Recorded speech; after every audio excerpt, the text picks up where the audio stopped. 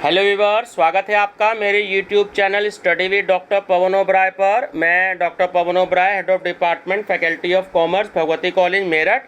Viewers, इस video में मैं आपसे डिस्कस कर रहा हूँ सीसीएस यूनिवर्सिटी मेरठ में जो एमकॉम सेकेंड ईयर प्राइवेट में जो आपका सब्जेक्ट है स्ट्रेटेजिक मैनेजमेंट, तो उसमें 500 क्वेश्चंस का जो मैं क्वेश्चन बैंक आपको प्रोवाइड करा रहा हूँ, तो उसमें मैं लास्ट पार्ट आपसे डिस्कस कर रहा हूँ, पार्ट नंबर 5। उसके बाद मेरे हिसाब से आपका स्ट्रेटेजिक मैनेजमेंट बिल्कुल ख़त्म हो जाएगा, तो 500 क्वेश्चंस हो जाएंगे।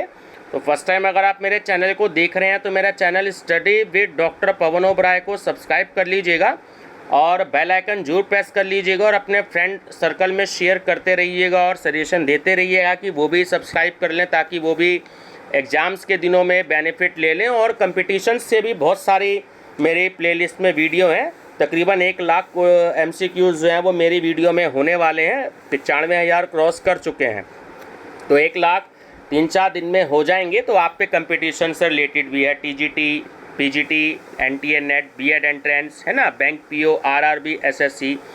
चलिए, तो इसमें मैं डिस्कस कर रहा हूँ आपसे, पार्ट नंबर 5 डिस्कस कर रहा हूँ। और ये आपके NTA नेट वाली जो प्लेलिस्ट है, जो मैंने 50,000 क्वेश्चन बैंक की एक स्टार्ट करी है सीरीज़ कि मिसलिनियस क्वेश्चन बैंक है आपका कॉमर्स का, और उसमें कुछ इकोनॉमिक्स से क्वेश्चंस भी दूंगा। NTA नेट के लिए है वो, नाम भले ही मैंने उसको NTA नेट /PGT TGT दिया, बट एक्चुअली मेनली वो NTA नेट के पर्पज़ से है।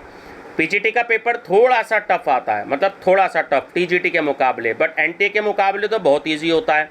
बट क्वेश्चंस कभी कभी NTA नेट के वाले भी PGT में आ जाते हैं, तो इसलिए मैंने नाम एक ही दे रखा है, ठीक है ना। तो आप तैयारी उससे कर सकते हैं। हिंदी इंग्लिश दोनों मीडियम में मैं क्वेश्चंस प्रोवाइड कराता हूँ, ठीक है। चलिए, तो डैश यह रणनीति है जिसमें निर्देशक मंडल और मुख्य कार्यकारी अधिकारी, जिसे हम चीफ एग्जीक्यूटिव ऑफिसर बोलते हैं, शॉर्ट में CEO बोलते हैं ना, मुख्य कार्यकारी अधिकारी को, तो शामिल है। तो व्यावसायिक संगठन के वित्तीय और गैर वित्तीय लक्ष्यों में जिम्मेदार होता है, तो वो होता है कॉरपोरेटर। सामरिक प्रबंध यानी कि स्ट्रेटेजिक मैनेजमेंट द्वारा उद्योग का संचालन कहलाता है, तो वो कहलाता है आपका रणनीतिक प्रबंध। विविधीकरण में के पैटर्न में शामिल होता है, तो उसमें देखिए ऊर्ध्वाधर विविधता और उत्पाद विविधीकरण और बाजार का विविधीकरण, ये सभी शामिल होते हैं उसमें। कॉरपोरेट स्तर प्रबंधन प्रत्येक रणनीतिक व्यापार इकाई को उसकी परिभाषा देने में मदद करता है, तो वो क्या होता है, तो वो होता है संचालन की गुंजाइश। सामरिक प्रबंधन का कार्यात्मक क्षेत्र कौन सा है, तो उत्पादन या संचालन, वित्त और विपणन, ये सभी होते हैं। किस रणनीति का उपयोग एक संगठन द्वारा किया जाएगा जो व्यवसाय की एक से अधिक रेखाओं में है। ऑप्शन बी कि कॉरपोरेट स्तर की रणनीति। कौन सी रणनीति बाजार के उस दायरे को संदर्भित करती है जिससे व्यापार पूरा होता है, तो वो होता है चौड़ाई की रणनीति। इनमें से कौन पर्यावरण की बाहरी रणनीति है, तो वो होती है पैरवी। निम्नलिखित में कौन कॉरपोरेट और व्यावसायिक रणनीतियों का समर्थन करने पर ध्यान केंद्रित करता है, तो वो होता है संचालन रणनीति। चलिए, नेक्स्ट है रणनीतिक प्रबंध के डैश में दूरदर्शी मुख्य कार्यकारी द्वारा विकसित की जाती है, तो वो है आपकी उद्यमी मोड। रणनीतिक इरादे का प्रारंभिक बिंदु क्या है, बहुत इंपॉर्टेंट क्वेश्चन है, तो ये है विजन। निम्नलिखित में से कौन कॉरपोरेट रणनीति का एक मान्यता प्राप्त तत्व नहीं है, तो वह प्रतिस्पर्धात्मक लाभ डैश उन उद्देश्यों को संदर्भित करता है जो एक संगठन प्राप्त करने का प्रयास करता है, तो होता है रणनीतिक इरादा।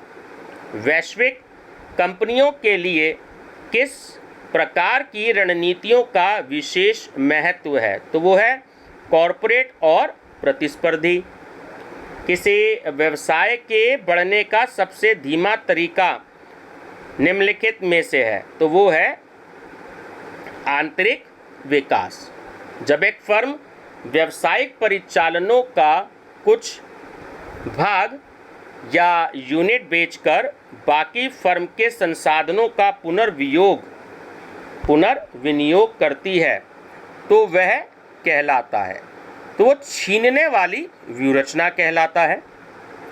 वर्तमान परिवेश में संगठनों के संसाधनों का विश्लेषण निम्नलिखित का हिस्सा है, तो वो है रणनीति योजना प्रक्रिया। क्षैतिज एकीकरण कब होता है, तो जब एक फर्म एक प्रमुख प्रतियोगी के साथ अधिग्रहण या विलय करती है। निम्नलिखित में से कौन रणनीतिक प्रबंधकों का एक प्राथमिक कार्य नहीं है, तो वो है परिचालन योजनाओं को लागू करने के लिए चरणों का प्रयोग करना। निम्नलिखित में से कौन रणनीतिक प्रबंधन के मूल में है, तो ऑप्शन ए कि बाह्य वातावरण के बदलते स्वरूप के लिए संगठन को अपनाना। सामरिक प्रबंध प्रक्रिया, तो पर्यावरणीय स्कैनिंग, रणनीति निर्माण, कार्यान्वयन, नियंत्रण और मूल्यांकन। किसी संगठन के मिशन का मुख्य उद्देश्य होता है, तो वो होता है कि समाज में संगठन के उद्देश्यों को परिभाषित करना। रणनीतिक प्रबंधन को परिभाषित करते समय महत्वपूर्ण बात है, तो वो होती है विकास की प्रक्रिया। निम्नलिखित में से कौन सा व्यवसाय या व्यावसायिक फर्म को परिभाषित करता है, तो वो होती है आपकी व्यापार रणनीति। रणनीतिक प्रबंध प्रक्रिया है, तो देखिए तीनों ऑप्शन हैं इसमें कि उद्योग को शिखर तक ले जाने की एक प्रक्रिया, उद्योगों को चुनौतियों का सामना करने में निपुण करने की प्रक्रिया, शेष प्रबंधन को निर्णय लेने में सहायता प्रदान करने की प्रक्रिया। तो ऑप्शन डी करेक्ट है ये सभी। व्यूह रचना में निम्नलिखित पहलुओं का समावेश होता है, तो इसमें भी सभी शामिल हैं कि उद्योग के ध्येय का निर्धारण करना, बाह्य वातावरणीय घटकों, चुनौतियों तथा अवसरों का विश्लेषण करना, दीर्घकालीन उद्देश्यों के समूह का निर्धारण करना, है ना। तो ये सभी है इसका आंसर भी, तो तीनों इंक्लूडेड हैं इसमें। नीतियां सामान्य वितरण या समझ है जो निर्णय लेने में विचारों एवं क्रियाओं का मार्गदर्शन करती है। तो ये परिभाषा किसने दी, यदि कून्स व ओडोनोल ने। व्यूह रचना क्रियान्वयन में सम्मिलित है, तो तीनों सम्मिलित है, परियोजना, प्रक्रिया और ढांचागत। यहाँ ढांचागत की जगह संरचनात्मक भी लिखा हो सकता है, ठीक है, तो एक ही बात होती है। तो सही आंसर है ये सभी। पूर्वानुमान उपकरणों को मोटे तौर पर यानी कि प्रमुख रूप से दो समूहों में वर्गीकृत किया जा सकता है, तो वो है, एक है गुणात्मक और एक है मात्रात्मक। डेटा और सूचना समान अवधारणाएं हैं, अवधारणाएं तो हैं लेकिन समान चीज नहीं है, तो यह कथन है बिल्कुल सत्य है। आमतौर पर संख्याओं, तथ्यों का संग्रहण कहलाता है, वो कहलाता है डेटा। निम्नलिखित में से कौन एक उद्योग के लिए एक प्रवेश बाधा नहीं है, तो वो है आपूर्तिकर्ताओं की सौदेबाजी की शक्ति। लक्ष्य संगठनात्मक एवं व्यक्तिगत निष्पादन में सुधार करता है तथा नियंत्रण में वृद्धि हेतु स्पष्ट कारण बताता है, तो यह कथन है पीटर एफ ड्रकर का। व्यूअर्स, एक इम्पॉर्टेंट बात और भी मैं बता दूं, इस वीडियो में रह गई कि कुछ स्टूडेंट्स अगर मुझसे ये PDF फाइल परचेज़ करना चाहते हैं तो मैं 100 रुपीज़ में 500 MCQs भी प्रोवाइड कराता हूँ उनके व्हाट्सएप नंबर पर।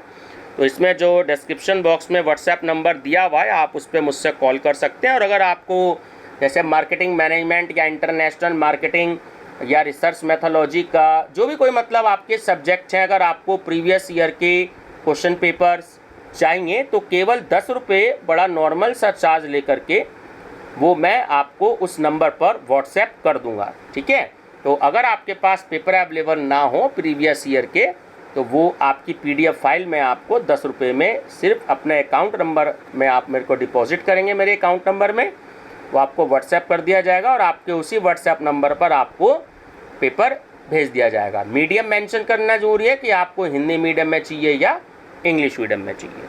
चलिए नेक्स्ट क्वेश्चन है कि ST रणनीतियाँ एक महत्वपूर्ण रणनीति है, तो वो है बाहरी खतरों पर नियंत्रण रखना, तत्काल बाहरी वातावरण में शामिल है, प्रतियोगी रणनीतिक मुद्दों पर प्रबंधन के निर्णय किस स्तर के होते हैं, तो वो होते हैं ऊपरी स्तर के। निम्नलिखित में से कौन सा पोर्टर के पांच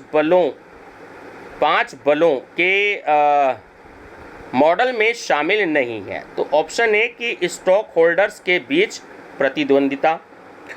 ध्येय एक सामान्य शब्द है जो संगठन के अस्तित्व के आधारभूत कारणों को दर्शाता है, तो वो है मैकफॉर्लैंड।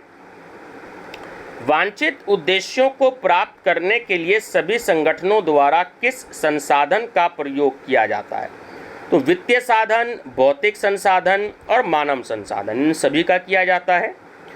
इस बुनियादी सवालों में से किसे दृष्टिकथन का उत्तर देना होगा, ऑप्शन डी कि हम क्या बनना चाहते हैं। डैश बाहरी ऑडिट का हिस्सा नहीं है, तो जो वित्तीय अनुपात का विश्लेषण होता है वो बाहरी ऑडिट का हिस्सा नहीं होता। रणनीतिक निर्णय क्या डैश के बजाय प्रबंधकों को डैश पर आधारित होते हैं, तो पहले में आएगा पूर्वानुमान और दूसरे में होगा जानना कि रणनीतिक निर्णय क्या पूर्वानुमान के बजाय प्रबंधकों को जानना पर आधारित होते हैं। रणनीतिक प्रबंध में कंपनी की रणनीति से संबंधित निर्णयों और कार्यों में सम्मिलित होता है, तो देखिए नियोजन, निर्देशन और आयोजन ये सभी सम्मिलित होते हैं। एक रणनीति किस कंपनी के लिए होती है, तो प्रतियोगी से प्रतिस्पर्धा करने का प्लान होती है, ठीक है। निर्णय लेने के लिए गाइड क्या है, तो वो होती हैं नीतियाँ। राजनीतिक चर पर महत्वपूर्ण प्रभाव पड़ता है, तो रणनीति निर्माण और कार्यान्वयन का पड़ता है। समाज में सीमित आय वाले परिवारों की बढ़ती संख्या से किस प्रकार की प्रवृत्ति का अनुसरण किया जाता है, आर्थिक। कॉरपोरेट स्तर वह है जहां शीर्ष प्रबंधन निर्देश देता है, तो संपूर्ण संगठन के लिए व्यापक रणनीति बनाने के लिए। सामरिक प्रबंधन अनियोजित क्रियाओं को योजनाबद्ध करता है, तो यह कथन बिल्कुल सत्य है। हितधारक शब्द का अर्थ है, तो एक व्यक्ति जो व्यवसाय से संबंधित है। संगठन के डैश का लक्ष्य कर्मचारियों के दिल और दिमाग पर कब्जा करना और उनकी भावनाओं और सपनों को जगाना है, ये होता है विजन। निम्नलिखित में से कौन शब्द सांस्कृतिक उत्पाद नहीं है, ठीक है। भावनाएं जो होता है वो एक सांस्कृतिक उत्पाद नहीं होते, है ना। व्यवसाय फर्म के दूरस्थ बाहरी तत्व वातावरण का तत्व कौन सा है, तो ये है एक राजनीतिक एजेंसी। चलिए, तो ये व्यूवर्स आपका जो पार्ट 5 है ये ख़त्म होता है। क्वेश्चन बैंक आपका मैंने आपको 500 क्वेश्चन जो हैं लगभग इसमें प्रोवाइड करा दिए हैं, तो जब भी आपका एग्ज़ाम हो तो आप जो है इसको बार बार पढ़ के चले जाइएगा। अगर आप 2 घंटे भी इसको ढंग से बैठ के कर लेते हैं तो आप 500 क्वेश्चन पढ़ लेंगे। मैं ये नहीं कह रहा कि आप 2 घंटे कंटिन्यू पढ़िए, क्योंकि आंखों पर भी जोर पड़ता है मोबाइल से। तो आपने मान लीजिए एक 20 मिनट की वीडियो देख लिए, फिर 5-10 मिनट का रिलैक्स ले लीजिए, फिर आप मेरी 20-25 मिनट की वीडियो देख लीजिए, फिर आप 5-10 मिनट का रिलैक्स ले लीजिए। अगर आप देखेंगे टोटल ओवरऑल टाइम निकाल के मेरी 20-20 मिनट की वीडियो है, 15-15 मिनट की, तो 1.5 घंटे की टोटल लगभग 5 वीडियो हैं 1.5 से 2 घंटे की। तो आप 1.5 से 2 घंटे में 500 क्वेश्चन पढ़ सकते हैं बिल्कुल आराम से। और अगर व्यूवर्स मेरे को कुछ और इम्पोर्टेंट्स का कलेक्शन मैं करता हूं, जैसे कि मैं कर रहा हूं, जैसे अगर मैं करता हूं तो मैं आपको जो है वो क्वेश्चन ज़रूर प्रोवाइड कराऊंगा, ठीक है व्यूवर्स। तो बने रहिएगा मेरे चैनल पर, और सब्सक्राइब ना किया हो तो प्लीज़ सब्सक्राइब जरूर कर लीजिएगा, आपका इसमें बेनिफिट होगा। Thank you viewers.